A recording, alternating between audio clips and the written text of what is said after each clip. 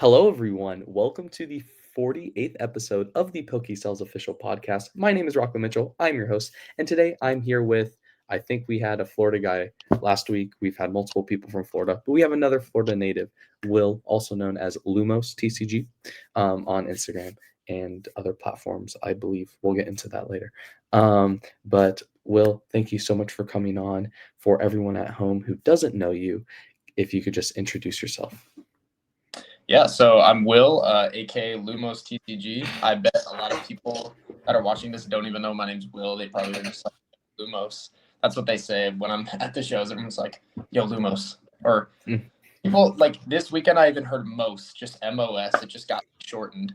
But the way I came up with my name was from Harry Potter. Actually, I'm like a big fan of that movie franchise, so that's where it comes from. But yeah, I'm Will from Tampa.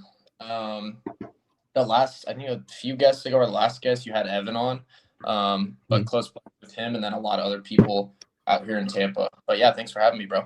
Yeah, of course. It was it's a pleasure. Yes, we did have Evan on a couple weeks ago, and it was really cool. And I didn't realize that y'all like worked so closely together until after that podcast. And I was like, oh, cool. So we're getting multiple people.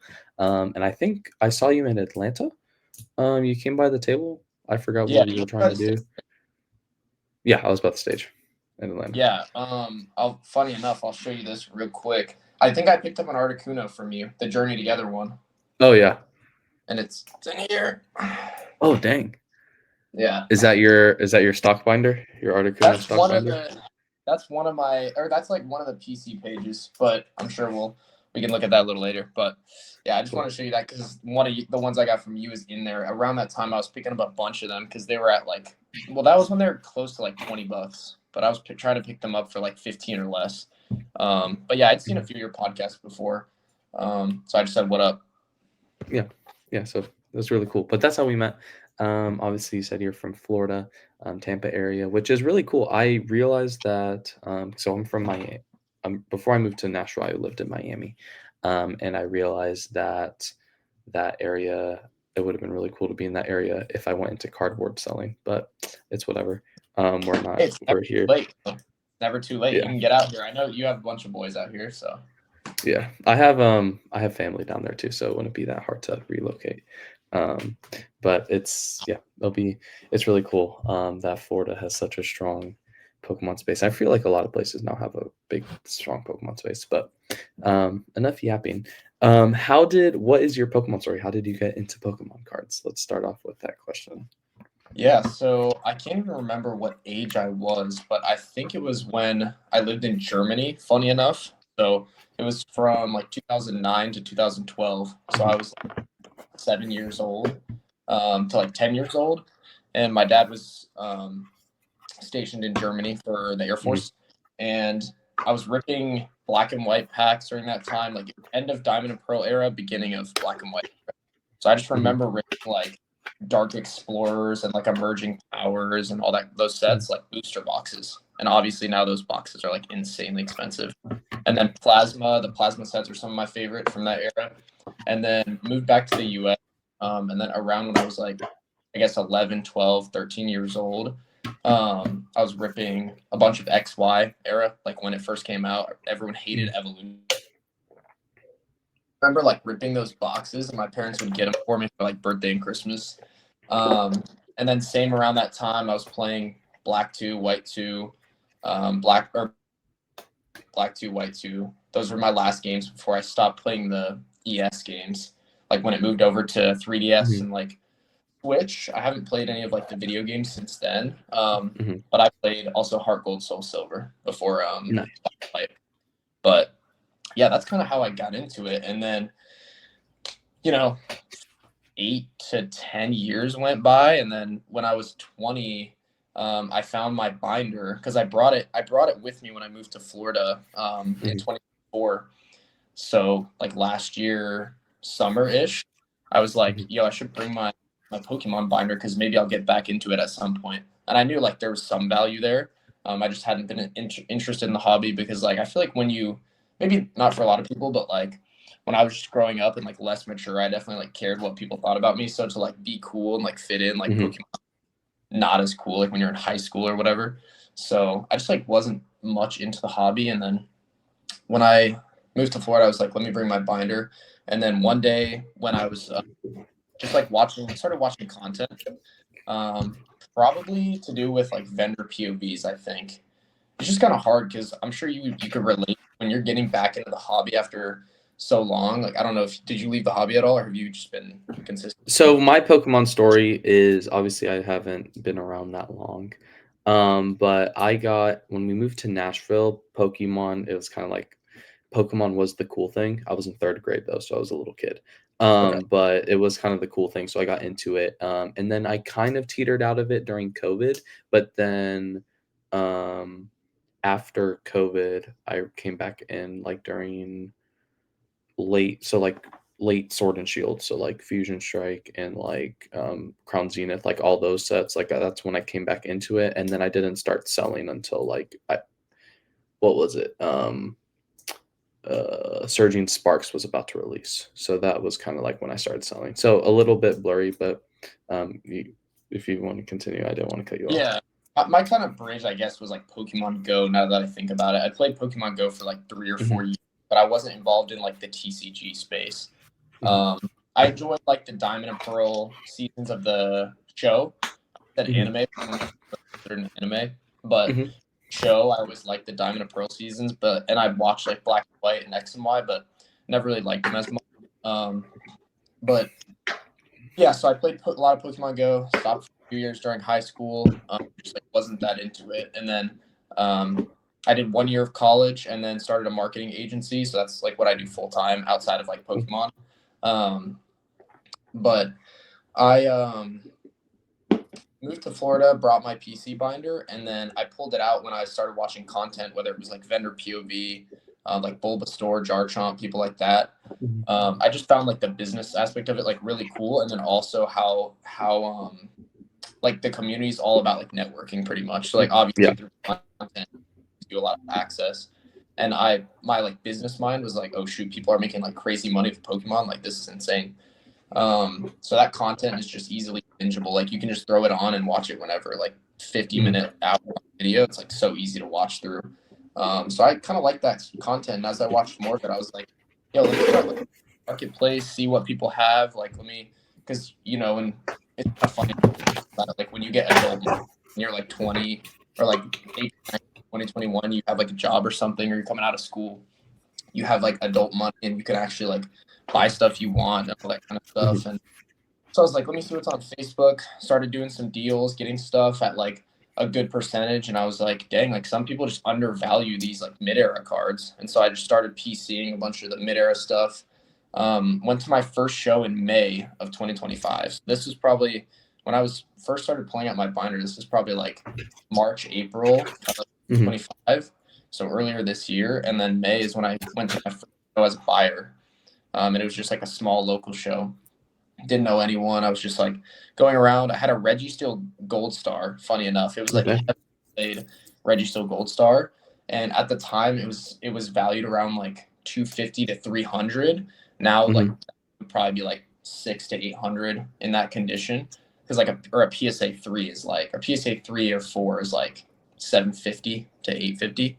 So, but I traded that for a Rayquaza EX silver border with 4 swirls, and eventually sent that to PSA, expecting to get a 9. It was like the cleanest copy ever, and it came back with like a tiny little bend like that big in it. Oh my goodness! I don't know if I sent it like that. I feel like there's no way, because I have like a really good like 10 rate with grading. So I was like, there's no way that I sent it like that. But someone bought it from me. It had 4 swirls, which is insane. So someone bought it from me, fixed it, and sent it in and got an 8. So I was like, but yeah. Anyway, so I started going to shows in May, and then July 9th, I vended my first show. After Card Party Tampa, it was like 2 weeks later. I was like, dude, why don't I just do this? Like, I'm already going to like a show every week at this point. The networking is the best part. I already knew people, and they were like, yo, you should vend. And I was like, yeah, I guess why not? So I probably had like 3.5K, 3 to 3.5K in like my PC. And since then, my PC has just been my PC plus new inventory that I get in, and I always take in things I like. So if I don't sell them, I don't mind sitting on all of it. So it's like always my PC. But if you could have a PC and make money, then like why wouldn't you do that? So I love vending, and that's like kind of my story, I guess you could say. That's really cool. So like a lot in there to unpack, and that's great. So were the cards that you're opening in Germany, were they German cards that you were opening up? Some of them Or were were they English? a lot of like foreign language. Like I remember going to other countries because like when you live in Europe, it's actually really cheap to travel. I don't know if you know that, but like inter country in Europe is super like affordable. So we could take a train to like the Eiffel Tower in Paris, and it would be like a 3-hour train ride, but it was like $50 like both ways. So and my parents got some housing. I don't know if subsidized is the correct word, but you get like a housing allowance when you're in the military, so you get like way a bunch off rent. So they would just use that money towards like traveling within Europe to give our family like good experiences, which I'm super grateful for. And I want to go back to Europe, but that's another story. But I remember going to like places like Spain and ripping packs there. I can't remember what packs they were, but I remember pulling like this Espeon Hollow, and it was in Spanish, and I don't know where that is, but I could probably find it somewhere. But so I had some that were in other languages, but not really German packs. Like they were still English packs because a lot of the people like on the Air Force Base and near the Air Force Base going to those like English and German speaking schools, they would have like English products. Like the BX or like the commissary, it's kind of just like a Walmart on base, but it's called the BX. I don't know if you know what that is, but I would get packs from there, or like my parents would buy packs from there, and those were all English. But those sets were black and white, and then like really early XY era packs, but mostly black and white in Germany because that was till 2012, and X and Y era was like started 2015? 2013 or 20, or no, it was the first like EXs of XY era came out in like 2013, but XY didn't really happen until 2015. Because that's like my first when I started. So in third grade, it was XY, that type of stuff. Yeah, but dude, like that was a good time, bro. The good old days. Yeah, and that's awesome. That's a great story. And funny enough, now I love like XY and like older EX stuff. Like for example, like I have like stuff like this for my like slabs that I own, and like I have a whole bunch of like this type of stuff. Like I have this guy. So those plasma secret rares, the gold board. My favorite card to pick up at shows, favorite card to sell at my table. This weekend at Fest on Saturday, I started the day with like 7 of those gold borders, like varying conditions, and I sold all of them. Yeah, and like stuff like this, like the old primals, like this stuff is just tough, and I just love it so much. But that's a really cool story. And then transitioning to video games, I didn't play a lot of video game like of the Pokemon video games. I played Sword. That was like my very first like big Pokemon video game, and I loved it. And now I have this Game Boy, and I have Emerald in it that I play, and I haven't played in a while, so I need to start playing this again a little more. I've been so busy. But that's really cool. And then transitioning into selling, you kind of just fell in love with like the selling aspect of it. And then what you said, like, and I say this like every podcast, and this is kind of like the focus of my previous podcast, which you guys should go watch. Shameless plug after this one, of course. And it was pretty much the ethos of it was that your network is really important in Pokemon, and also your branding, which I'm sure you know as like a marketing person. Do you do like Facebook marketing, social media marketing, or is it more like generic marketing stuff? Yeah, so like for me, I was videography and photography for like the longest time. I've been obsessed with like YouTube in general, consuming YouTube and creating videos since I was like super young. And then how that kind of developed when I was in college, I was like, I knew my path. Like I always like good at school, and I enjoyed school, and like my parents put a big emphasis on that. That was important. And when I got to college, I just realized like, okay, I can go to college, go into like maybe a little bit of debt because my entire college wouldn't be fully paid for. other than like, so I had an athletic scholarship, which was good, but I was like, if I for some reason got injured, lost the athletic scholarship, like I would have to pay out of pocket, and then I'd be in debt. Your starting salary for the field I was going to could be like 35 to 45,000. So like, why wouldn't I just take the next 3 years, try and get to that number or be on that number and start something that's completely my own, be my own boss? Like that was just kind of my mentality. Yeah. Into entrepreneurship. So I was really into videography as a passion. I was like, how could I monetize this skill that I have, like videography and editing? So I started working with businesses and doing their social media.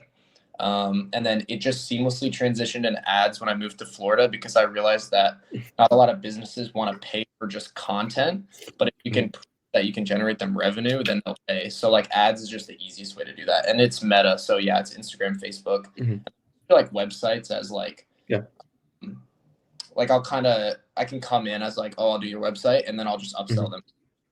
But yeah, no, that's cool. I came not like from that world. Like that's what I originally wanted to, when I started like wanting to like make money online and stuff like that. I came from like the agency world. And I felt like I listened to like a lot of that stuff. So I understand a good majority of that type of stuff. But that's really cool. And sidetracked. But I'm sure that like networking is like super important in Pokemon, and it's like crazy because it's like the great equalizer. Like you have people that are like I have friends that are vendors and they're like doctors, and then I have another friend that's like a big real estate guy, and then I have another guy that knows like is a general contractor, and it's like all these different types of people come together for Pokemon cards, and it's really easy for someone to be like, hey, like for me, for example, like I've worked hard on this. Obviously, people see that work ethic. They're like, yo, Rocco, have you ever tried thinking about this? For example, my real estate friend, Jim, he's someone that I look up to a lot and does like a bunch of real estate stuff. But because of Pokemon, I would have never met him, or I would have never met him if I wasn't Pokemon. And then afterwards, like he set me up with getting like my license and stuff like that so that I could work with him in real estate. So it's like all these different types of things, like, or these worlds like collide and kind of like meet, but it's because of Pokemon. And I think it's like a very easy way to see people's worth ethic, their ethics, like, like if they're going to scam a kid, or if they're going to like, whatever it might be. It's a good way to like see someone's morality. And it's just a really good testing ground, I think, for someone that maybe wants to start a business, or something like that. Like it's not, you can put as much work as you put into it is as much you're going to get out of it. And that's with a lot of stuff in life, but I think with Pokemon, that's like especially true. But that's really cool. I don't know. I went off on a tangent, excuse me. But yeah, I agree with that. The networking side of it has literally been my favorite thing about it, because when I moved from Colorado to Florida, I was like, I got to get out of my shell if I want to succeed as an entrepreneur. And this is before I was doing anything with Pokemon, like it's related just for my marketing agency. I knew I wanted to work with local business owners, or like small to medium sized business owners. And I was like, I got to start talking to people. So now I just talk to everyone. And then once I got into the Pokemon space, I feel like I mean, everyone probably thinks this, but I feel like I have like a really good read on people and like genuine people. I just naturally gravitate towards people that I feel are like more authentic. And in the Pokemon space, that's plentiful. Like everyone, it's like you were saying, everyone could come from all these different walks of life. Like I know friends who are doing 100K a month, and they have a whole family. They're doing 100K a month in a plumbing business. And then I also know people that are, 17, 18 years old, have never even had a job, but they're doing Pokemon like full time. But it's like, or they might be in school or something like that. And everyone can level on the fact that no one will like a lot of people don't bring their egos into the space. They're literally just like, oh, you have 5K inventory, like, yo, let me give you these tips. Like, this is what I would do if I was at your place. Like, no one's trying to like lil bro other people in a sense. There's like bad actors, I feel like, in the space, at least where I'm from. Or if there is, I kind of like with those people, because there's so many good people in the space that you don't even need to like spend any time like talking to people who have done like some weird stuff or like scammed someone. You hear stuff, but I am really grateful for like all the people that I've met since I got in the hobby. Yeah, for sure. And I think it's definitely like, it's so cool to see, and like people like, and this is something that, and I was actually, it's funny, I was talking to my dad about this, but something like a goal of mine or like a mission of mine that I have in this space is to bring, like, I want a lot of people to see, or I want people to know that Pokemon's like a valid way to like run a business and start a business. Like there's like a lot of, I think there's obviously people know about it, but it's not like at the course. Let's go, for example, back to marketing, like a marketing agency. Like there's hundreds of videos on YouTube, thousands of videos probably about like how a marketing agency works, or how like it's like a viable way to do money online or something like that. And it's true. But I don't think there's like a lot of stuff like that geared towards Pokemon. And I think that that would be like really cool and like something that's very interesting to see. Yeah. Where it's like, you could start with, let's say, well, I mean, you said you started with your PC. I started with my PC. My PC was like $200 at the time. And I just started selling stuff on eBay. And then I just snowballed that into like what we're doing now, um, which is, it's awesome. It's like, I'm very grateful for the opportunity. And next weekend will be a year vending. So I'm like very excited about that. But thank you. It's been a great ride. But I think that it would be really cool to show people that you don't need a lot to start in the space, but you can obviously scale it to how big you want to make it. And I think that's something that's really, really cool. And yeah, it's funny what you say about like internet money, or not internet, but like adult money and stuff like that. You said about that. For me, I was like, I had it when I was starting Pokemon, I had a job, but I kept the two separate. And now I don't have that job. And now I just do Pokemon. And I'd much rather just do Pokemon than have that job, because it's giving me access to a little taste of that adult money. And it's really fun. Yeah. And I Sure. plan on doing it, continue to run it until I might go to college. I don't know yet. If I did though, there's like a little college in Chattanooga that I'd go to. They have a really good business program, and I would just be pretty much running this business out of my dorm there, and I'd just be close to every, like Atlanta and Huntsville and like all those places. But Yeah. um, it's kind of that's kind of my take on it. But that's Yeah. really cool. There's no wrong way to do it, bro. Like as long as my view on college, you want to do, you know why you're going to college, go.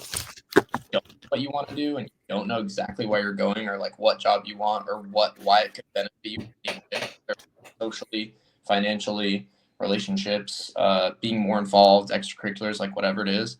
If you don't have a reason, then just like people coming out of high school, why not just like take a gap year? If your parents will support you, then like obviously it's easy to say that from like a more like privileged kind of like position, but Mhm. I think everyone should just like evaluate more instead of just like blazing their way through college and like getting a bunch of debt. You know what I mean? Yeah, But exactly. but it's easy to say that when you've had good experience, making that decision. So I think everyone should do what they feel is the best decision for them in that moment. But there's really no right or wrong. Like either way, you're Yeah. gonna have experience. You'll learn a lot along the way. But like if you want to make a lot of money in the space, you can make a lot of money in the space. It's not all about, oh, this is gonna be more successful if I don't do college. There's like more aspects to it than that. Yeah, exactly.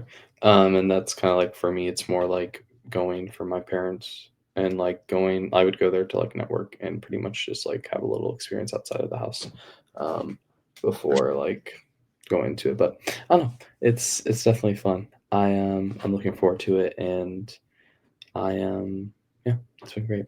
More about you, and like getting back to where you said, so obviously you started vending in May. You've done multiple events. I know you've done like Collecticon. Obviously, we met in Atlanta.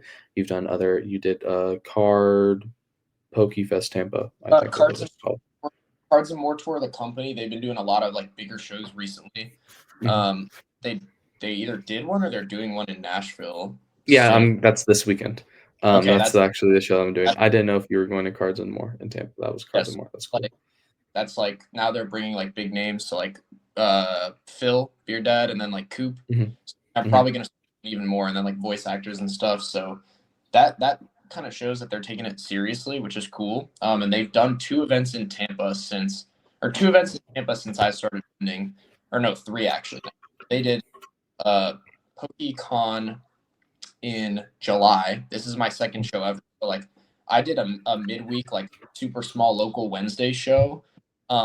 Like on July 9th. Like I remember the first show I did. In May I started walking. I went to the show. but in July I did my first show, and then I was on Thursday, and then my like, why don't we just do another show this weekend? And I was like, yeah, we should like full send it, because it was the Wednesday show was so good. I probably in with 3K inventory and left with like 4K inventory and some cash. It was like insane on trades. So like that got me hooked. And so we went to the Saturday show and I did like the same thing. And that was PokéCon, the first one they ever did in Tampa. That was like July 13th or 12th or 13th. And then I knew they were going to come back in October. So I was telling like Evan and everyone else, I was like, we got to book PokéFest, which was like 3 weeks ago. And that show was like really good, other than like one crazy thing that happened to me that like maybe we can get into. But I got robbed at that show, actually. So I mean, funny, but it's just like a funny story.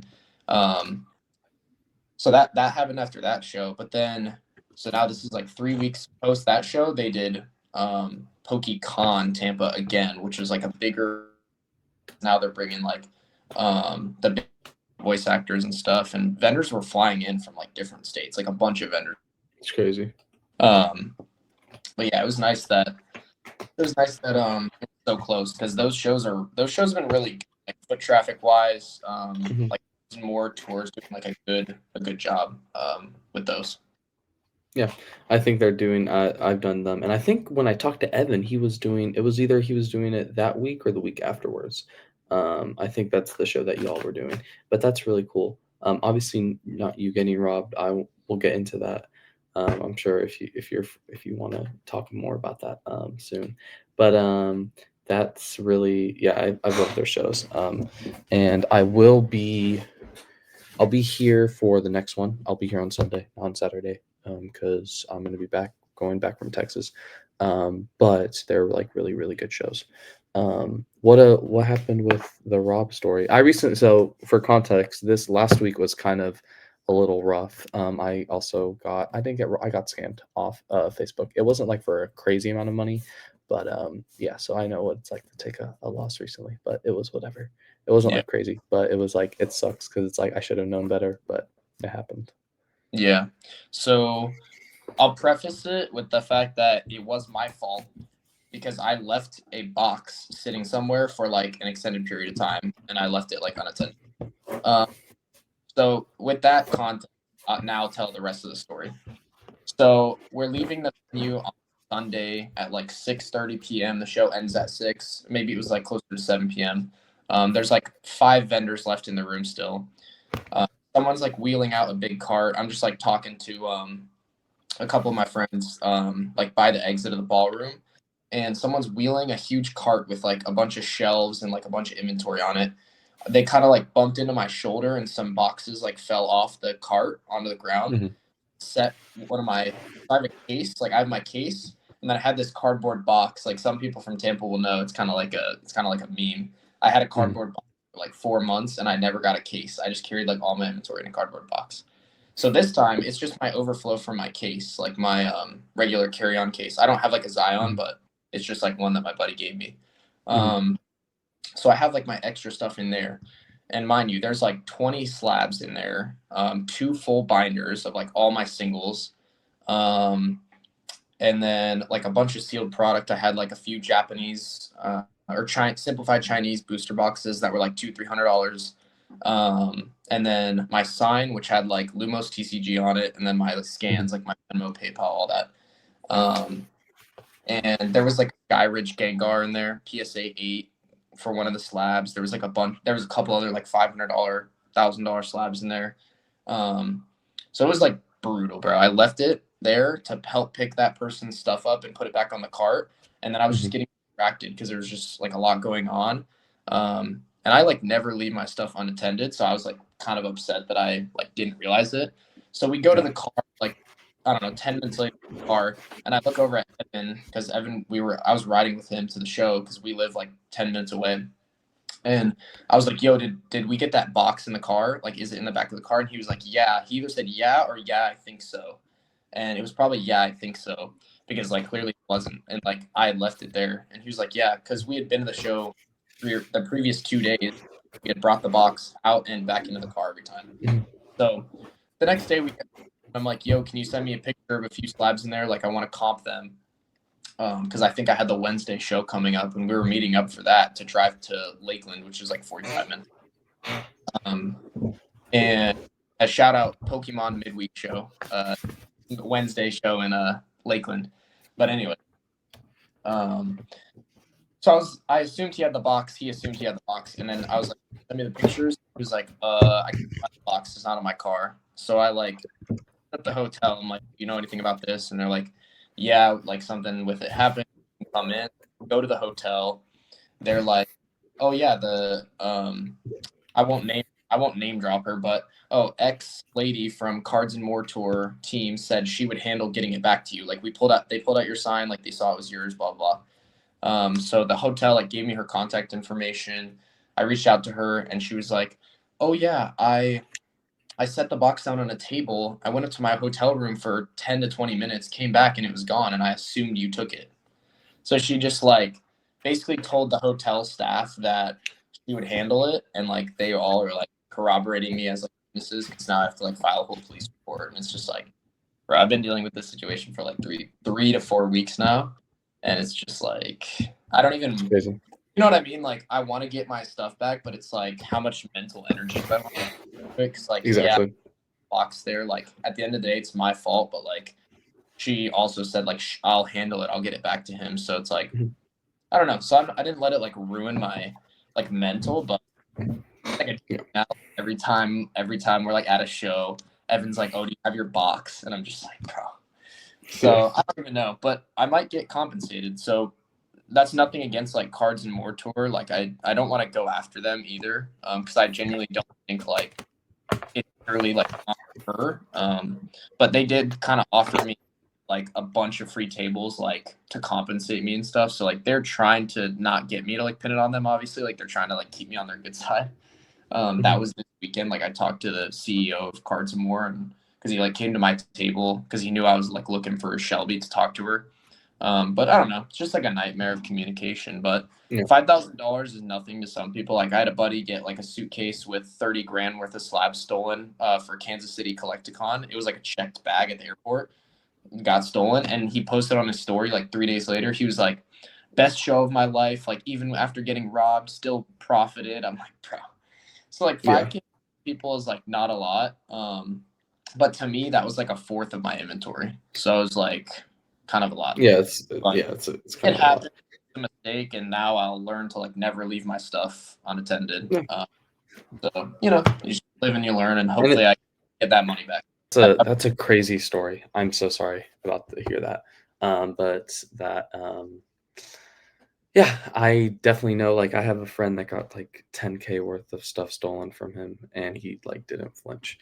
And it's like it's crazy the levels to this, but yeah, and there's something that was it something I saw? I forgot what it was, but pretty much it was like along the lines of like every time you take a loss or something like that in business or something like that happens, one, like you said, it kind of is like a wake up call. You're like, oh shoot, I got too comfortable, or I need to like work on this more, or whatever it might be. And then two, it's kind of like I heard someone says like your tuition for learning this business or whatever. Like, it's like it's kind of just lost money. But yeah, no, I got like about like $150 scammed off me, and there's nothing that I could do with like Venmo and stuff like that. I was like, this is not even gonna work. It's not gonna be worth my time. I'd rather put that time into making $150 selling more cards than having to go through all that processing. But it's living and learning. Now I know to be super strict with people in ways that I conduct business and all that type of stuff. Yeah, you just gotta be careful.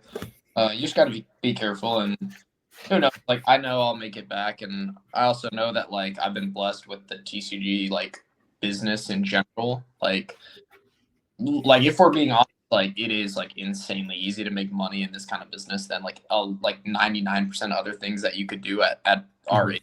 So just what we have access to with how the market's been over the past like 6 months, it's just like you can literally do anything and not and make money. Like you can do anything. Yeah. So I just think it's funny that like I'm complaining about like losing $5,000 worth of inventory when like that like spawned out of thin air literally just from me having fun at shows. So it's like there's multiple perspectives to it. Exactly. And I definitely think it's a hack, and it's like really cool to do stuff. And like, I don't know, it's crazy how easy it is to make money doing this stuff. And I think grading has a lot. Actually, was talking to my dad about grading too, and he was like, "The real people making a lot of money in this space are the graders, right?" And I'm like, "Yeah, it's true in a way. PSA Like, definitely be not making a bunch of money." access like a ton of capital, or you don't want to go like repacker route, which like is totally cool. It's just like not some people just want to vend, like I've thought Mhm. about doing that for the money, but it's like I just kind of like vending and stuff, so I don't that might like make it less fun for me. But grading, I love grading because you can just add like 5K to your inventory or 2K Yeah. to your, and you don't need a lot of money for that. It could be cards you already have and then just like the Mhm. grading costs. So yeah, Mhm. I have two like big submissions out that when they come back, it'll be like a huge boost to my inventory. So that's grading is one of my favorite things to do. I'm Yeah. kind of like a few, I wouldn't say a lot, but a few people come to me to like get my advice on like, oh, should I grade this? Like, especially for mid era and like older stuff, not really vintage, but like that X and Y and black and white era stuff. Because that's the stuff that not a lot of people are grading. Everyone's trying to grade modern, but I Mhm. kind of more like niche stuff. Mhm. And that's for me. Same. I sent out my first grading sub yesterday. It's like 40 cards. Um, and I think 5 of them I'm hoping to get 10, and everything else is PSA 1. Because I've been cooking with them, and it's like a niche that obviously the market has been like kind of steady, like going down a little bit. It's going up and down still, but it's been steady. But it's been something easy for me to like stay stable, I think, relatively. And Like, if well, you're the one guy and that's like kind of part of your thing, then it works. Like it's the same yeah. for It's the same for me. I have a lot of stuff in my table that's like super like niche or like low pop, and like people make fun of me and stuff. Like even like Evan and like other vendors that I'm friends with, they're like, "Bro, like you have so many bricks," and I'm like, "It's a brick to you," but when the right buyer comes, they'll buy like $500 worth of singles, Hmm. like 4 cards, and then Yeah. I'm in so low because no one understands like the true value or like what TCG player might say like might not Hmm. really be value the cards or whatever. So. Exactly. No, that's the That. same thing with ones where it's like a lot of people are like, "Yo, what is this weird?" And then like it happened to me like 2 weekends ago when I was vending last. Like a guy came through and he bought like $700 worth of ones, like all my big slabs, and it's like, there you go. I didn't really have to do anything. I just bought them and I'm into them really low. Like for example, I have this. Where is it? And it's like a cool way to have like grails and stuff. Like I was able to buy a poncho, um, uh, and for like relatively cheap. And I was like, oh, cool, I have a poncho now. I had a Moon Kitty, not the Moon Brion, but like the original one, which is really cool to have. I have a lenticular Deoxys coming in this week. So it's like a cool way to have access to like a lot of grails and stuff like that. I think in a good way. Like I was able to get my first gold star. It's my PSA, Jolteon, like really cool stuff like this. I have the Skangar. Show Yeah, and tell those this time, I guess. that's sick. Yeah, Um, I mean, it's just hard. Like I took in 3 of grade one time because I wanted to see, and it was a card I graded myself. And I took 3 ones on trade, and one of them was the Blastoise. The that was the only one long time to move. That one, yeah, there you go. So that one took like 2, like no one, everyone like were interested in it.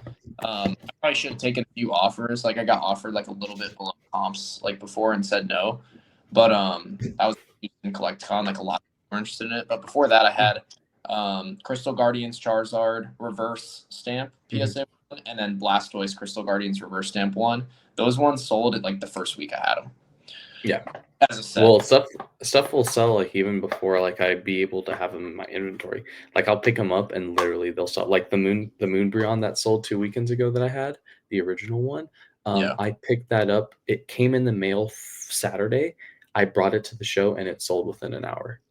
So it Yeah. literally right off the press, it was like, what the heck is crazy? Or something like this. Like I was able, this like weird, this Machamp. I picked this guy up for $50 because the guy. So for like me, the standard for ones is like $50 to $100 depending on what it is. And I checked Card Ladder and it's like a $225 card. So like it's like really good low pop in on it super well, Yeah. type stuff. But it's like really cool. But anyway, so we talked more about shows. What I was trying to ask you before is like, what's been your favorite show that you've done? Obviously, shout out like the midweek show. Can you like what's that after like Yeah. tell us what your So favorite one? that's a show that's the first show I ever did. So they hit me up and they were like, "Yo, do you want to be a vendor?" Blah blah. And I was like, yeah. So it's like 45 minutes away from Tampa and Lakeland. It's right between Orlando and Tampa. I don't know if you know where Lakeland is from living in Florida, but Yeah. Mm-hmm. okay. Yeah, so it's called the Pokemon Midweek Show because it's in Polk County, like Polk. But I did it for my first show, and then me and Evan were like just becoming like closer friends at the time, and he was like, "Yo, I'll get you another table like more often." So I started going and vending next to him. And it's just like a good community. Like it's like 30 vendors, but the table was $25 a table for the That's longest time. awesome. Now it's $35 a table, which is still insanely low. And like for the longest time, it was like really good foot traffic. It's harder as it goes more into the school year, and like foot traffic at shows in Tampa has been slowing down a little bit over the past like month or two compared to like September, obviously, just because the hobby was like going crazy. But that show is really good, and they're gonna start doing Sunday shows. That's why I said like I've done every single one of their shows except like the very first one, and that's because I wasn't even vending. Like I wasn't even vending at that point. And then I did that. But other than that, my favorite show ever, probably Houston CollectCon, just because I did really well. One of my friends, Devin, shop in Clearwater, which is called United Collectibles. They're like that today, funny enough. But he bought one of my full cases for like $4,000 singles, and like he didn't like me and him are close, so he didn't even comp or check any of my stickers. He literally just added up my entire sticker, and it was like 85% on everything. So that was an entire case, and my cost and all that was probably like 50%, because half of it was like snowballed in trades from PC, like since the beginning. Just like my entire singles, and like it was a bunch of mid-era stuff, like super cool mid-era stuff. But like that happened at Houston, so that feels pretty good to have like 5-6 grand in your like fanny pack, because that's the most I've had at a show, like liquid. And then I could just like buy a bunch of cool shit that I wanted for vending or for just like hold on to, or like I like low pop stuff, like cool level X's and shinings and stuff like that. So that was cool. And then other than that, Houston was just fun because we flew there. That was the first show we'd flown for. IGG Collects and West Collects, and then a bunch of other Tampa vendors were on the same flight with us. So it was like 20 Tampa vendors. We were all like in the same like section of the plane, and we didn't even know we were all going to be on the same flight. It was just funny. We were like going through security, and we just see everyone in the security line at the same time. And we were just like, yeah. So we did an Airbnb there. We went to this spot called Trill Burger. Bro, if you go to Houston, you have to try it. It's called RILL. And it was voted like the best burger in the US in 2024, I think. But if you ever go, like Trill Burger in Houston, that's like the most insane burger I've ever had, bro. And like we had been off the plane, hadn't eaten in like 8 hours, straight off the plane to the Airbnb, and walk across the street from our Airbnb like 2 blocks, and we just go into that place, and it was just the most insane burger ever. That's awesome. So that's super cool. Like we'll just be at a show and we'll be like, "Yo, we need Trill," and we'll just be like, "Yo, we're gonna book a flight to Houston just to have burgers." That show was just fun. There were some good memories and stuff there for sure. It's fire. That's what I love. My first show that I flew to was for Chicago Collecticon, and that show like changed my life completely, because it really showed me like Atlanta was good. It was a little slow from what I heard. Still did relatively well. It was me too, Atlanta. Yeah, it was more like my first experience going to Collecticon. Didn't know a lot of people. We were in the back. Chicago, we were in like a really good spot, good deals, and then I walked, and my mind was just open to like the amount of money that people can make. And it's like it was like it networked. Like I was networking like all the whole time. Like people, like I knew people, talking to people, and it was really cool.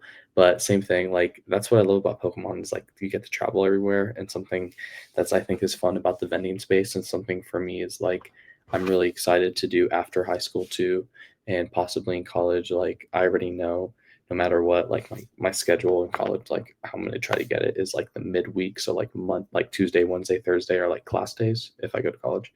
And then like rest of the week is free. So I could just like travel anywhere I need to go for a show and something like that. Which I'm looking forward to. And I like all these new places. Like I should be going to LA for Collecticon. I have a table. I have pretty much a table reserved if I need a table there. So I would be going there at the end of the year, like, and I've never been to LA like that. So like I'm like it would be really, it's just really fun. Yeah. And the opportunity that I've had with it. LA should be a really good one. We were gonna go. We had like a full section of 10. We decided this past weekend not to go because we booked a cruise like for December, and then my birthday's in December, and then I'm going to Phoenix tomorrow for Thanksgiving for a week, and then like I said, the cruise is like 12th. It was a Black Friday deal. It was like insane. So we're doing that. I love cruises. Shout out Royal Caribbean. But we're doing that, and then LA would be like what, the 19th through the 21st or something. That's It's right the up. yeah. And then It's the 20th and 21st.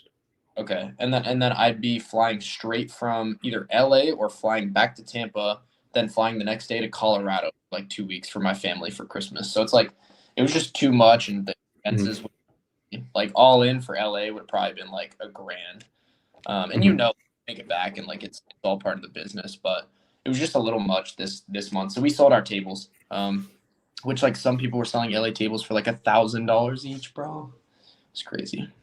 Yeah, for me, I didn't scout mine, bro. I didn't put someone on the table. I wasn't like, yo, like run me like $800 for this table, because I got it for like $350 from like it's good making connections at CollectCon, because then you'll have people hit you up and be like, yo, do you want tables for this? That's why it's important too, because it can save you like a lot of money, and like that like you can prearrange deals like for CollectCon and stuff. Like it's literally who you know is everything in any business one, but especially in the Pokemon space. Yeah, for sure. And I agree with that. Yeah, I'm looking forward to it. And I'm literally going, I think, so my finals end that Friday. I'm going to be flying in that Friday night. So I'll probably get there at like 10 or 11, something crazy like that. And then I'll have to set up Saturday morning, which should be fine. And then it ends the 22nd. I think it's the 21st and 22nd, or 20th, 20th. I think it's the 21st and 22nd. Yeah, Saturday 20th and Sunday is the 21st.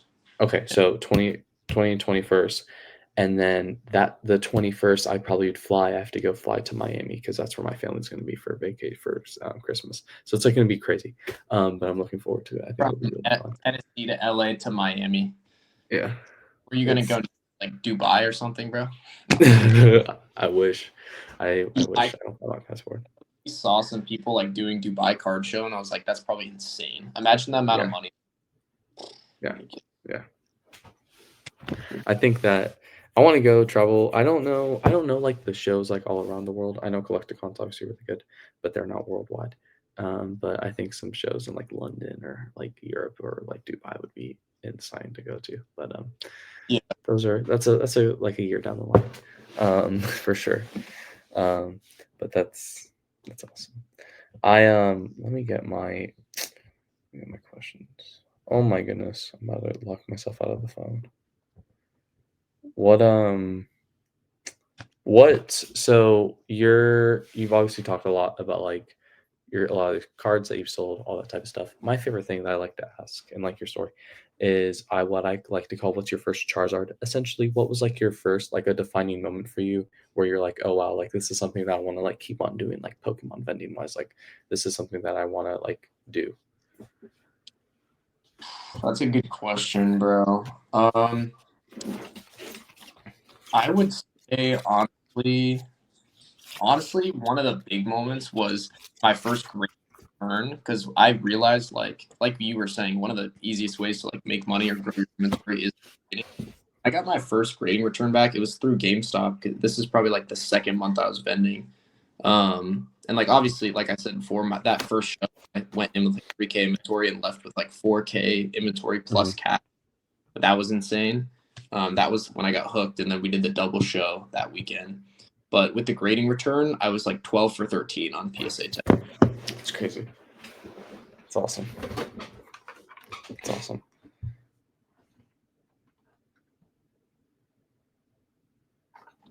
Did it cut out? Yeah, you cut out for a second. Hello? Hello? Can you hear me? Yeah. Okay, you said 12 for 13 and then it cut out. Oh, yeah. So I said, like, I sent, like, a bunch of Sun and Moon era stuff and, like, XY era stuff and then, like, a little bit of modern. But it was 12 for 13 on PSA 10s, and the only one in 10 was the Rayquaza Silver Border EX that I was trying to find on. That came back a 4. And I cracked it and sold it for more than PSA 8 price, and someone fixed it because it was like 4 swirls, which is like, if you know a lot of Silver Border EXs, it's like 1 in 10,000 like sheets with swirls. Excuse me. Sorry.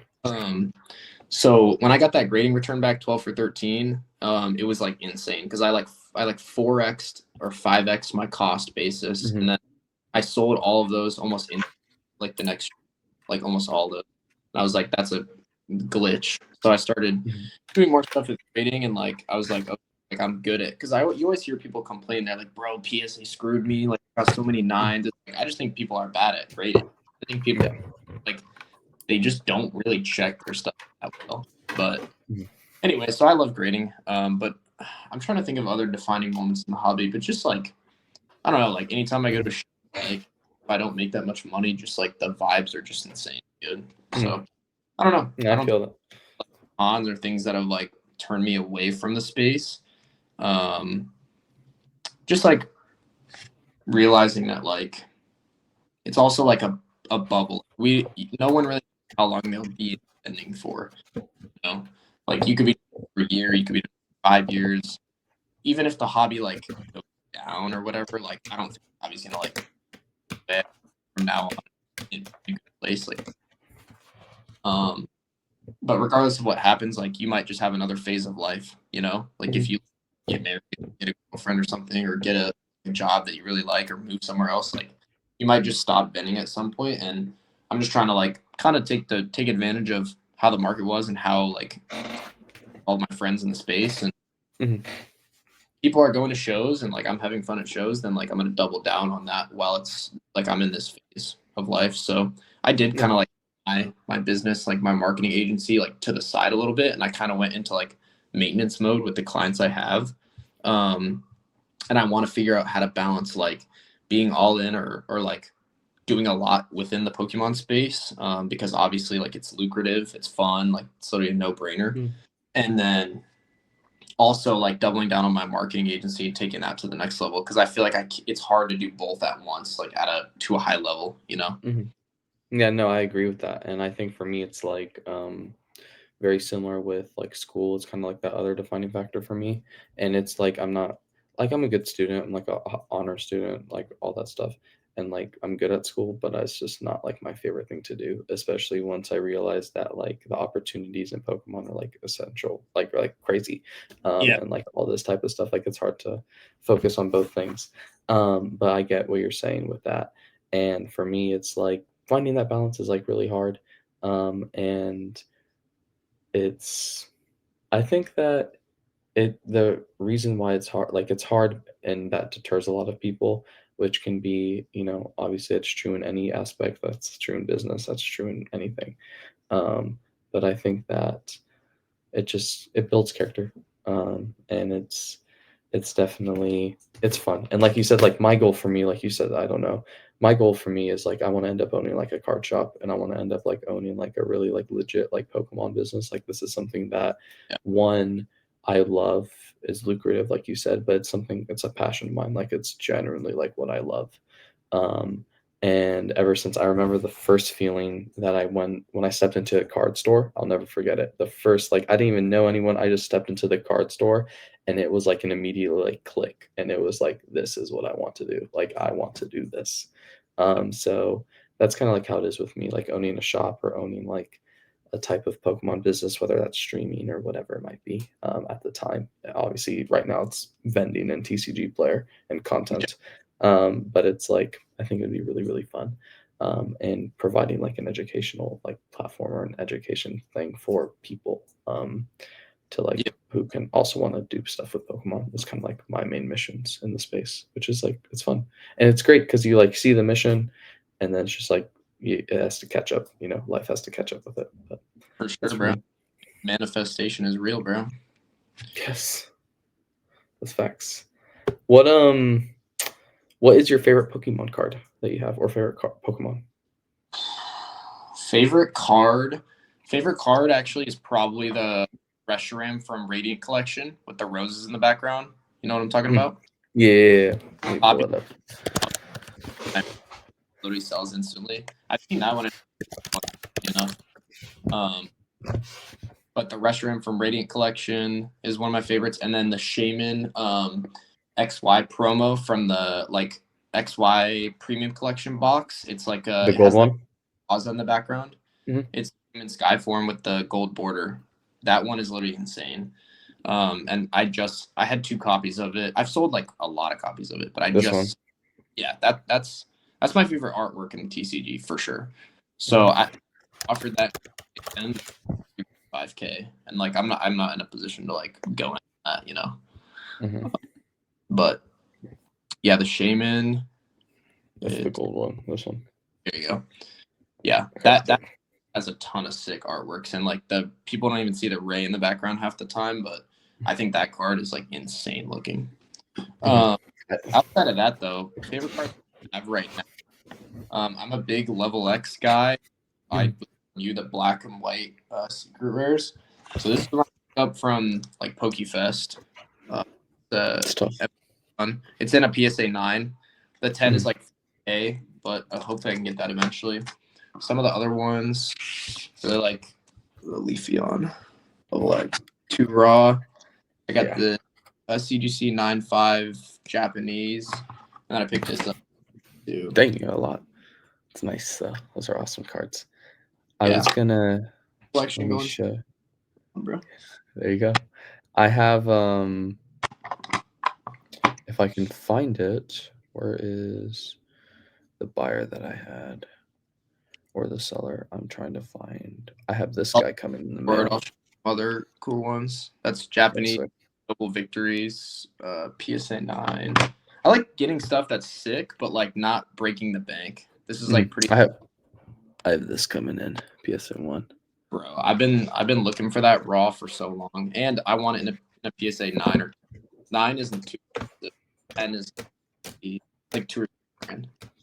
I just like the Japanese too. They're like way cheaper. Like this is Mhm. $200, $250 card, like a PSA 10. Um, yeah, I just So, like. so do you bring those to the show or do you just have those at home? Yeah, those are all inventory, but like a lot of them are the prices that I want for them. Like people just won't pay. The right person comes along. So I've had a lot of other stuff like that, and eventually it'll move. I don't mind like sitting on it until I get the Mhm. value worth.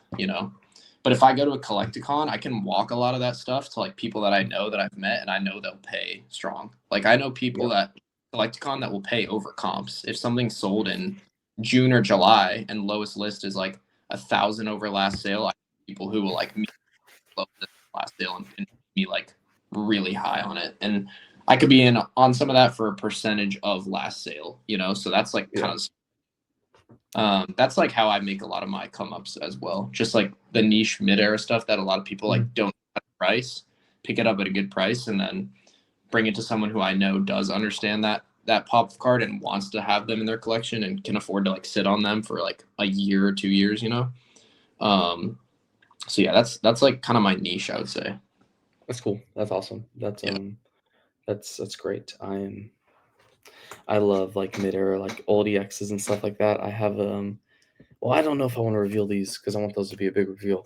But I have, let's see if I can find. I don't know if I have any on me right now, but I have a bunch of like the old EXs that I'm sending in, like old full arts. Like, yeah, I have. I don't have all of them, but I have a whole bunch of like the old full arts that I'm sending in to get graded PSA 1 because I think they're just cool, and they're like awesome, and like you said, you can kind of, I don't want to say you can make up comps. Okay, so that Thunderous.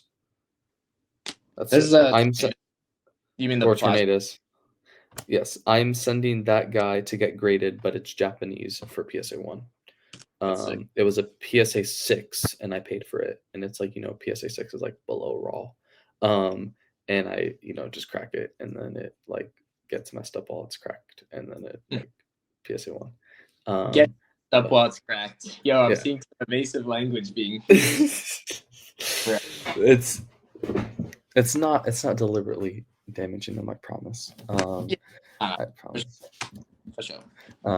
But I mean, on the opposite end, you have people that, like you said, will fix it up to get a 10 or to get a 9, and that's like it changes. So, bro, that stuff is crazy. I get that, but at that point, like, bro, the time, it's the same thing with like sending some stuff out. I'm like, it's not even worth it to send it out. Like, people will send stuff out for like $50 profit. I'm like, bro, but people who fix like Gold Star rays and stuff and take them from like PSA 5 to an 8, I'm like, dude, that's insane.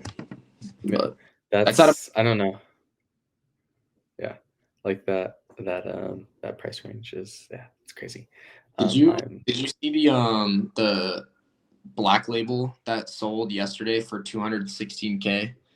The Rayquaza? No, it was a Black Label Luigi poncho. Yeah, I saw that. Yeah. 216K. I don't know if it's like legit or if it's paid or not. I don't like look that hard at stuff, but I follow the guy who sold it, and like he posted it, so I'm assuming it's legit. But crazy to me is like ridiculous. Like the PSA population is like 5 million for the Luigi 10, and it's like what, 12K, 11K, and a 10, and 216K. Like, what are we doing, bro? It's just hype. And it's interesting. Yeah, but it's cool. That I saw that yesterday. It's crazy work. And I think I have a friend that knows the guy that sold it. I think because he reposted like his thing. He's like, "Congratulations, bro! Like I know you worked so hard to get that sold," or something like that. It was like something like that. Yeah, dude, you got to work hard to get that sold because no one wants to drop 200 bands on a paperweight. Like, bro, that's like if you turn that around, bro, like it's the same as this, bro. Yeah, I'm it's crazy. I'm a hater. I'm a hater, bro. We troll so much stuff in the TCD. It's just like funny. Yeah, I know. What's West was telling Evan was telling me about like some of his hot takes and stuff like that, and how he like calls a lot of people out on stuff. Do you do similar things, or do you have any like hot takes that you think are interesting? Hot takes in the Pokemon space.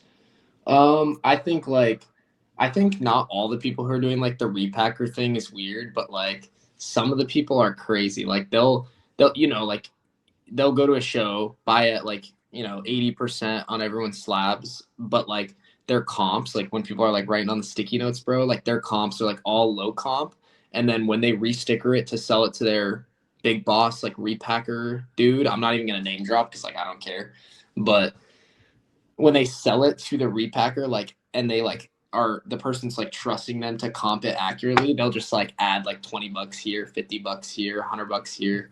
So I'll take the low comp and then do the repacker shit at the high comp, and like the dude at the top probably doesn't even care because they're just selling them on the gambling platforms for like 190% comp average. So it's like it's just crazy, bro. Like I think that is cool to make money, like because you basically did that with like $10 to $30 cards, right? Like as a tournament. I think that's like a good way to get into it and stuff, because you didn't have to like spend an insane amount of money, but you got to do like the volume side of it and see how. I'm sure that was like an experiment to see how it went. And like I love it. It was crazy. And the thing what can you leak the stats of like what you spent and what you made? So we didn't. The crazy thing is we didn't even use our money. We were given money to spend. So we were like, so essentially we were just managing someone's funds. So a guy, a friend of ours, here. Well, okay. So we used how it worked essentially was we the first night we did use majority of our money because he was like in Houston. I think he was in Houston. And he was like getting stuff ready. He didn't have time. So we just like paid everything ourselves because we had enough to pay for that night. And he paid us in full plus the percentage. But essentially like he called me on Thursday. He's like, yo, Rocco, this is what I'm looking for. I know you and Max, my business partner, are like really good at this type of stuff. I want to like test, like I trust you guys. I think you guys are going to do great doing this. This is what we're looking for. This is the percentages. This is what I'm going to pay you. And he was pretty much paying us 100% of comps.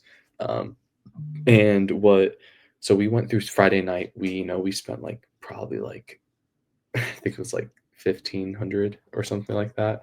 And it was like, I think average comp was like 80% probably. So and then we were like, yo, we got all the stuff. We sent him the spreadsheet, all that type of stuff, and he didn't pay us till the next morning. So we were low-key like freaking out, but he paid us like 17 or whatever. We were like, yo, we got all this stuff, and then he didn't respond. And he texted me the next morning. He's like, yo, I'm sorry, I went with the guys last night, and like I was doing some stuff. I was like, don't worry about it. He paid us like right before we had to leave the show because he paid us like 20 minutes before doors opened. So we had to go to the nearest bank and like take out the money so that we could like go and spend for the show. Anyway, Saturday rolls around and Sunday, that was Friday night. And we got to the show since we were both in school. Show was ending. Show I think was like it was like 12 to 5 or something like that on Friday, or 12 to 6 on Friday. And obviously it's school hours, so not a lot of people are there. And we go in, we're like, okay, all these vendors have had a bad day because, they haven't sold stuff. They think it's going to be great, even though they're not considering school hours. So we went in and we bought, we were like, we're just going to set up. We're not even going to put our cards in the case. We're just going to buy everything that we can, like we could see within this range. So we did that. And it was right. Most of the vendors had a horrible day and they were able to give us stuff at cheap percentages that we wanted. Anyway, Saturday rolls around. It's a long story. We tell him, we're like, hey, can you just send us like cash so that we can use your money? Because what he told me before is I can use. So let's say I bought a card for 80%, or it's $100 card. I bought it for $80 using his money. He would just pay me the $20. So he pays me like the remaining percentage because he was paying us 100%. So anyway, he sent us like, I think it was like 4K, I think that he ended up paying us. Or like 4.5K. And we were like, what the, we flipped out. We were like, what the heck? Like just to see the Zelle notification. And we were like, done, mission accomplished. And we just like bought and bought and bought and bought. And we bought out the entire show. So we spent, I think it was like the grand total was like $6,200, something like that. And we ended up making like 1,100 like profit. Yeah. And then split. So that's cool that you tested it out on a small scale, and like that's again what I'm saying. Like if you have the connections, bro, like you get access to funds. Like if you're doing that, you'd probably end up having someone who's like, oh, here's 100K, and there's people doing it who have access to like hundreds of thousands per week. They're going to CollectCon, being like, oh, I have 200,000 in bags in my hotel room, and I'm sending 5 goons down at a time. Yeah. Cash each to rinse the floor, and then they come back and get another 200K. It's like, bro. So like we just because we know that like really like I'm not gonna say it's like easy, but like anyone can do that. Like you can be like brave and do that. It's just what you want to like what route you want to choose to go down. So I don't think there's anything with doing that. It's like I just personally think it would make it like less fun because I like vending. I like hanging out with people. I like having like shit and like paying at comps sometimes to hold on to something and then get a new sale and it's like way over. And sometimes like recently it's been worse because like there's the market was like a little bit down, so like some of the last sales are like way lower than they were like in September. But I don't know, bro. I just don't. I contemplated it. I was like, I could get access to funds because I have other connections outside of the Pokemon space. Like a lot of people like that are my like business minded friends. Even my roommate who has like a business that does like a lot of revenue per month in painting and drywall. Who I run ads for. Like he makes a lot of money, like top line revenue, and he was telling me, dude, why don't you just like take out like a 50K loan? Because like obviously you could make like an insane amount of money with that. Like all you need is capital. Mhm. Like everyone knows how to buy at 80%, but all you need is capital. Yeah. So I don't know. I think the money, but I just at the end of the day, I don't want that to be my life. I don't want to be the guy posting a story, buying unlimited budget, 5 billion must spend by tomorrow morning. Like that's like our jokes that we say. no, yeah. But And it was funny. hey, bro, it's just like everyone wants to make money. It's just like we're all here for a good time, bro. Like it's Yeah. And for us, it was like, and I know like the unlimited budget people, it's funny, it's corny. And I posted like an unlimited budget essentially story, and it just felt so corny to post that because I'm coming from the other side, right? But that's partly reason why. And it was like our little taste of that, and we bought out the entire show. Like in $10 to $30 cards, we bought every single slab, and it was like 300 plus slabs, and we had like the spreadsheet and everything. But how we justified it for us, it was like we're business partners. It was our first show like actually working together, and how it pretty much worked is we either took shifts or pretty. What ended up happening is Max ended up running the table and running sales for us, and I was just walking around the show and like with my laptop and like just buying everything with my little sticky notes, and it was funny. But for us, it was like, we're there anyway. Why not? This is something that we're going to do to make a little extra money that we can end up pouring into our business more. And we're building rapport with this guy because we don't know how much longer. He's kind of been talking about like how he wants to like retire and stuff, which is like unofficial, but it's like we don't know like fully. And he doesn't necessarily have someone to take over like his connections and his business after him, that I know of. So for us, it was like, let's start building reputation with him so that when he does end up leaving, like we're the people that he like recommends to all his people. And then we have those connections, and then we can start doing stuff. you want to be as many like people's right hand as possible, but like like you win some, you lose some. Like there's a lot to do to like make more money. It is about making the connection too. Like sometimes, like because you could probably go get like a small business loan or go in with a few people, pool some money, and do the same thing with way more funds. But like doing it with someone else and having them like trust you with that, with their money or whatever, and then doing it, that could go way further. So yeah, it's just another. And that's for me. Sorry, what were you saying? I was just saying it's just another piece of networking, like that just all comes into that. Yeah. Like who knows who respects you and who trusts you. Like it's the same thing. I wasn't a nobody, but like since I started making connections in the space, like for this week, for example, I was going around buying Evo Skies packs because this guy told me like, yo, I want to rip a bunch of packs tomorrow. And I was like, okay, bet when you come to the show tomorrow, I'll have a whole row for you. So I was going around sourcing a bunch of packs. He bought them all, ripped them all, and pulled the Moonbreon, actually. I don't know if you saw it. Yeah, I saw that. But it was fire. The whole show was like going crazy.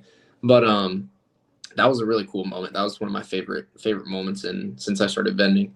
But I was sourcing those packs, and like my buddy, I almost said his name. I'm not going to, just for like we're like privacy reasons, but came up to me. He was like, bro, I want to hire you to start just like buying like these mid-era packs and like reselling them, because like you like rinse with them. Like I've done it before. Like I buy like a lot of mid-era packs or like take them in on trade and then go flip them instantly to like people I know.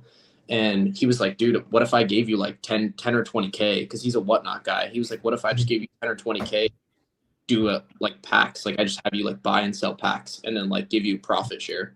And I was like thinking about it. I was like, dang, like someone that I met 2 months ago just offered to just send me like 20K. Yeah. We're living like a fantasy. Yeah, exactly. And I think with Pokemon, it's like it's different. Like you said, networking is just different. And that's kind of building the reputation. And now it's gone to the point where I texted him, so we're doing this show next weekend, and I'm texting him like, yo, what do you need? And he knows, he usually will know like the Thursday before a show. And I was like, yo, what shows are you going to and what does he need? He's like, oh, I'm probably going to every single show in Nashville this weekend. I was like, okay. But he's like, he he does amazing work. And like for me, it's just like being around that. And like the first thing I was able to get was like middlemaning in Chicago, and I was bringing just stuff to him. But it was definitely really cool. And definitely a different experience because I'm trying to figure out whatever avenue of like business works in this space, and it's just fun. And it's been like a really big blessing and like really cool. And I'm learning skills. Like I learned how to do a spreadsheet like crazy. Like I never sat on Google Sheets more in my life than in those 3 days. Yeah. And it was fire. And it's great. But yeah. I think like you can just tell like some people who are doing that stuff like they're just like unbearable and like their mindset is just like trash. It's all numbers. And then there's other Mhm. people who are doing it and like they actually enjoy the hobby. They're doing networking outside of it. Like you're running your podcast. Like when I see you doing that like experiment or whatever you want to call it, like starting out doing the repacking stuff, I'm not like, oh, like he's one of them now, like he's a scrub. Yeah. I'm not thinking that. I'm like, okay, he's doing other cool stuff in the hobby. Like he's like a genuine person. But there's some people, bro, who will come around and like they're like, yo, they'll like fucking roll up, fucking sit on their case and be like, yo, get to comping, Buster. And it's like, and they're trying to buy everything at like 80, but their comps are shit. And like all my stuff is mid era and a lot of it hasn't sold in months. So like I might have paid last comp or like 95% of last sale from like June. Mhm. And they're like, oh yeah, let me average the last sales from like 2022 on this card. That's like pop 50. And I'm like, bro, I'm not selling to you at 80%, bro. I can sell at Yeah. 100% if I walk it at Collecticon. So, and then they'll just be like, ugh, like it's like, bro. Yeah. So And like their whole life is that, and then they're just like sitting at home on like their stacks of bread, like flexing. I'm like, good for you, bro. Like at least I have my soul intact. Like I don't want to yeah. sell my.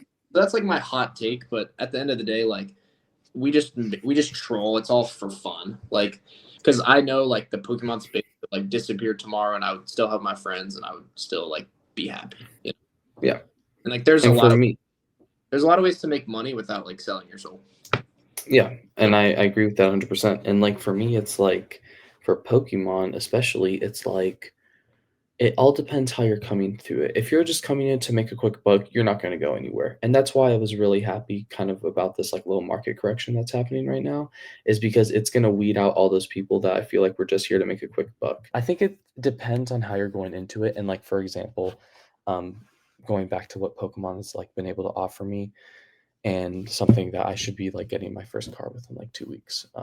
And like I'm very confident to say that. Like I'm very excited that Pokemon's offered me that, and it's because I was able to try a whole bunch of different things.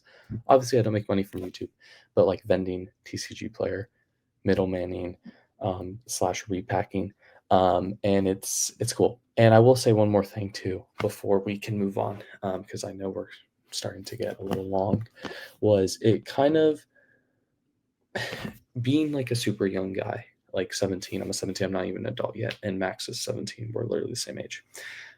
It was very cool to be able to pull up to a table and like kind of like do the whole like, hey, this is what we're looking for. Are you willing to work with us? And they're like, what the heck? You're like two like 17-year-olds. Like, what are you guys doing? And then we'll just spend like, like $500 on their table. And they're like, what the, like, they just like, their mind gets blown. And they're like, what are you doing? How are you doing this? Yeah. And it was kind of, it took me a long time to get like respect, especially here, obviously because I'm young. A lot of people think that they don't know what we're doing, and stuff like that. And it was kind of like cool to do like be able to do that and then not flex, because I don't like to flex a lot. I like to be like quite. No, I mean it's always cool though to like celebrate your accomplishments. Like, Yes, exactly. exactly. That's something you'll see in business too. I mean, I work with a lot of not old people, but like a lot of my clients are like 40s and 50s. So in my business, so you'll always be in that position of like sometimes feeling like a little bit of imposter syndrome, especially when you get access to like a lot of money, whether it be like income or like someone's trying to fund you. Like even for me, bro, like my roommates, dude, just take out 50 or 100K. Like you can make the money. Like, yeah, in my head, like if I run the numbers, like, yeah, I can move this stuff at X percentage by this date. I can offload all my stuff to anyone at 80 or someone at 85% in like 5 minutes with like a text. So I know I can do these things, but like, bro, when you have a lot of pressure on you like that, like you're still going to be like nervous, you're still going to be like, wait, like, can I? It's like, okay, if someone gave me like 10 million, could I like get it back to them? Like, it's, you're not, it only goes so far, and you just got to get the reps in and build the confidence in business. But I feel that too. Like, I'm 21 and I've worked with a lot of like 55-year-olds who are like, they're hitting me up asking me for advice on XYZ, and that's what my business is. Like, a lot of what I do is consulting. I'm consulting a business owner who's may have made millions, but like they don't know how to make millions using ads, so it's like, it's something you'll face in business in general. But yeah, that's cool, bro. You should definitely celebrate your wins, and like you're doing something big for sure. And the best thing you're doing is consistency. Like, even if you will, it basically show up in other areas that will give you insane, if you keep doing the consistency, the results in other stuff is gonna be like, so yeah, exactly. And that's definitely keep it up. Definitely keep it up. Thank you. I appreciate it. That's the hardest part for me, or not the hardest part. It's easy now because I stayed consistent, but just finding new ways to reestablish like what I'm doing. But yeah. And like, it's like having that goal, like right now, like the goal for me is to become like the world, like to be the youngest person to have recorded his process from zero to like making like millions within Pokemon is pretty much the goal for me. And to like explore all those aspects so that other people can learn how to do it and stuff like that. But before we wrap up, you said that the Moonbreon thing, which I did saw was awesome, was one of your favorite moments within the hobby. What are some of your other favorite moments? Bro, just honestly going to like out with people face like after show, like this weekend, for example, Saturday night with the Chili's, and Sunday we went to Hooters after the show. And like, I mean, Hooters, like, say whatever you want. I've never even been there before, but night at Chili's, like I was wearing my PokéCon shirt, and it was like a youth small because they didn't have an extra like adult medium show. I was wearing a youth small and like cutting off my certification, and I literally like asked one of the workers to like straight trade me a staff shirt, and like by the fourth employee asked, I got a Chili's Cake Crew shirt, which is like their staff shirt. So I wore that to the show Sunday, and like we were just dying laughing at Chili's with like me, Evan, West Collects, and then Orbit, TCG, and our buddy Ryland. Like we were all just like hanging out. And like I was telling you, like going to Houston, the only reason we were able to fly to Houston and set up and pay like the $350 table is because Pokemon, like, a blessing. Like, so just like moments like that are what like I'm doing it for. Like I've made a lot of insanely, and I've also gotten other business connections with Pokemon. Like I've had people be like, "Oh, you do marketing? Like, dude, let me get your information." Like at a show, we end up working together, or like that's another connection in my pocket. Like I've met, Mike Evans, the Bucks player. I think so, yeah. He's like a really famous like NFL wide receiver for like the past like 10 years in the NFL. But one of his like best friends was at a show one time, and he was showing me all like his pictures with him and Baker Mayfield and Tom Brady and all them. Like he's boys with all stuff, and just like meeting cool people like that. We met Bryce Crawford at LA or at Atlanta Collecticon. I don't know if you know who that is, but I think I've heard his name. Yeah, like Christian content creator. He has like He has like 4 million on one of the platforms, whether it's YouTube or TikTok. I know you're talking about. But he's huge. And he was literally just a collector at Atlanta. So like stuff like that is cool. Obviously, like you can make money doing a lot of things, but why not do it? Like, why not make money doing something that's like super fun and that you have like a connection? Like, so that's what I like about it. Literally just meeting people. Those are my favorite moments, are just like hanging out with the boys at shows and like after shows, and just like making jokes about like unlimited digital, like need to spend 5 million by tomorrow. Like that's like the fun. That's like the fun stuff for me. Yeah, I will say this one thing too, before we wrap up, about the unlimited budget thing, I also realized why a lot of them be like, I have to spend like 10K by tomorrow is because that's what you need to spend to make like decent margins. And it like that's with some stuff. But sorry, that was a little tangent. But that's awesome. And like for me, like the biggest takeaway, you said it earlier, where it's like Pokemon could leave, and the biggest takeaway is like I still have all my friends, I have all this stuff, and I don't know what it is, but vendors know that the post show meal hits different. If you're going to like a like that, Yeah, bro. that feeling just is awesome. And most of the time, it's paid by Pokemon. So I know like for me and Max, something we love to do is Mexican. We eat a bunch of Mexican food. After shows, we'll eat like, go burgers. Our first, like when we really got close, we took him to burgers. I took him to my favorite burger joint here in Nashville. And we just had a great time. And like, it's just a vibe. It's just different. I never experienced it in anything else. But yeah. What my last question for you is, before I'll give the floor to you completely, is what would be your one piece of advice for someone that wants to start doing a Pokemon business? I would say try and get to bigger shows as soon as you can and not wait. Like, I'm thankful that my vendor friends pushed me to a CollectCon sooner because it was Atlanta and it was only like a 7-hour drive.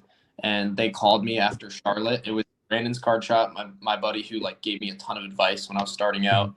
Evan, West Collects, and then like a few other people. They called me on the way back from Charlotte and they were like, Will, you gotta do Atlanta. It was in like 2 weeks. And they were like, we'll give you, or they were like, we have a section, like we can give you a table. And then I was like hesitant, but I was like, why not? Like, screw it, just go all in. So if you really want to like, grow your inventory or grow your network, you probably know you need to get to bigger shows like CollectCon, because you can DM people all day, but like you need to be face to face. Like when you see someone at CollectCon, get a good relationship with them, and then you go to another big show and see them again. That's like the best thing.